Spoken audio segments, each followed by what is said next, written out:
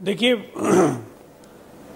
भारत एक बड़ी शक्ति है, उसका पाकिस्तान के साथ कोई मुकाबला नहीं हो सकता है।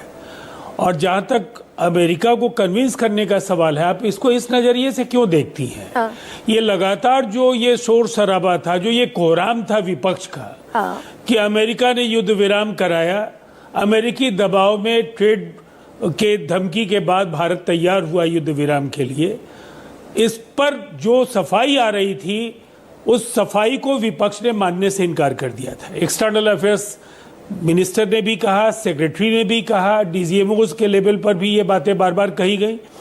फिर भी जब ये बात प्रधानमंत्री जी के स्तर पर ही खत्म होनी थी तो उन्होंने डोनाल्ड ट्रंप को सीधे तौर पर 35 मिनट में पूरा पक्ष जो भारत का हो सकता था, जो भारत की घरेलू राजनीति को आज मुद्दों का जो अकाल है, विपक्ष के सामने जो दिवालियापन है, जिसकी वजह से भारत की भद पिटवाने का काम भारत का विपक्ष कर रहा है, तो वैसी स्थिति में उनकी एक राष्ट्रीय जिम्मेदारी थी, ये कर्तव्य था कि वो अमेरिका को ये बताएं कि आपकी भूमिका न थी, न है, न भविष्य में होगी।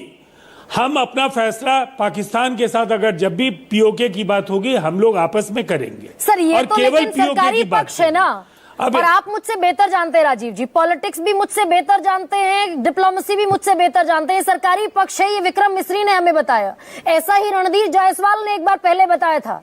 भाई, ट्रंप को अगर हम मजबूत और ताकतवर मुल्क होने के नाते कन्विंस कर पाए तो ट्रंप लगातार दनादन ट्वीट कर रहे हैं। एक ट्वीट करके कह दे कि मैं गलत बोल रहा था, गलत बयानी कर रहा था, देयर वाज नो मीडिएशन। देखिए, आपको किसी की बात से सहमत तो होना होगा।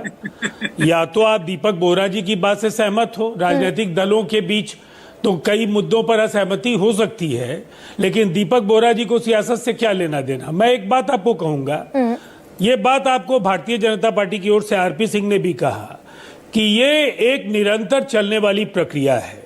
एक भारी भरकम विदेश मंत्रालय और जितने जो ऑफिसर्स हैं इंडियन फॉरेन सर्विस के, अंडर सेक्रेटरी से लेकर के ऊपर तक के ऑफिसर, कॉन्टिनेंट्स और नेशंस जो लोग देखते हैं, वहां के बदलाव पर उनकी नजर होती है।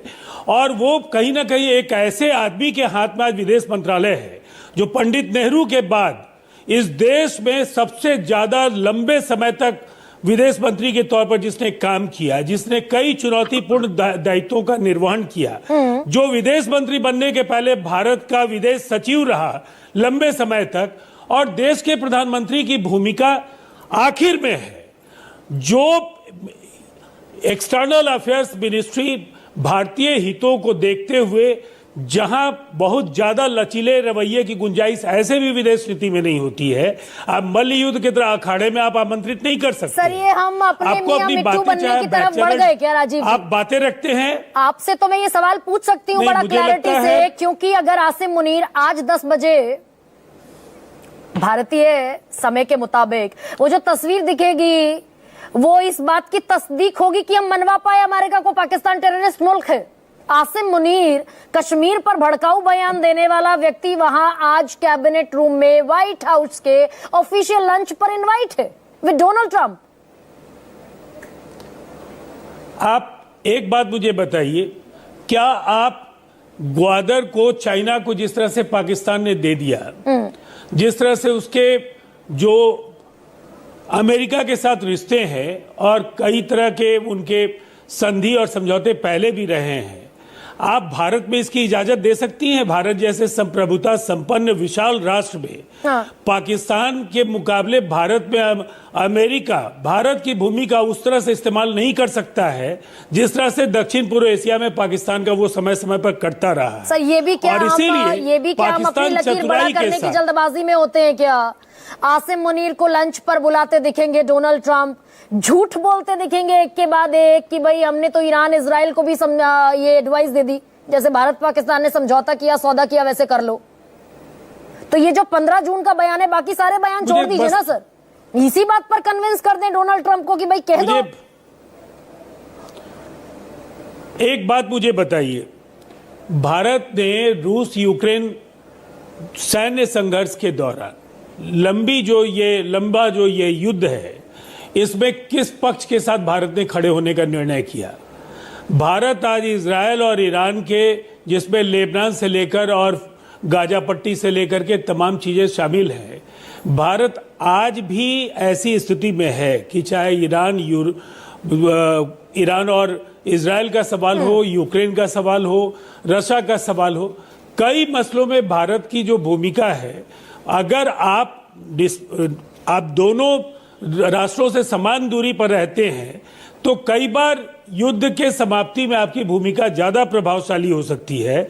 और ये निसंदेह भारत कल के गुट निरपेक्ष आंदोलन के दौर से या शीत युद्ध के दौर से आज एक ऐसे दौर में पहुंचा है जहां जटिलताएं बढ़ी हैं। रूस का सर, हमें जो तो आधार है वो टेररिस्ट कमजोर हुआ, घोषित कराना है ना पाकिस्तान को। मैं तो आपके मुकाबले बड़ी छोटी समझ की इंसान हूँ, लेकिन हमें तो बस एक चीज मछली की आंख की तरह ग्लोबल टेररिस्ट घोषित कराना है पाकिस्तान को, in which we seems to be failed as of now. पर सर मैं लौटूंगी एक सेकेंड। देखिए ऐसा नहीं है, एफएटीएफ को तो हम लोग डोजियर्स वगैरह सब दे ही रहे हैं, प्रमाण हम देंगे और कोशिश हमारी होगी कि एक बार फिर से वो ग्रे लिस्ट में आए। लेकिन मैं समझता हूं कि बहुत बेसब्र होना या डिप्लोमेसी को जो घरेलू राजनीति का मुद्दा हम लोगों ने बनाया है, ऐसा इस देश में होता नहीं था। तो ये 87 अरब डॉलर, 87 अरब रुपए और 70 अरब रुपए जो मिलते जा रहे हैं पाकिस्तान को, भाई हमने उम्मीद यही की थी कि ऑपरेशन सिंदूर चल रहा है, पाकिस्तान एक्सपोज हुआ है तो आईएमएफ ये बेल आउट पैकेज नहीं देगा। लेकिन डॉक्टर अजय उपाध्याय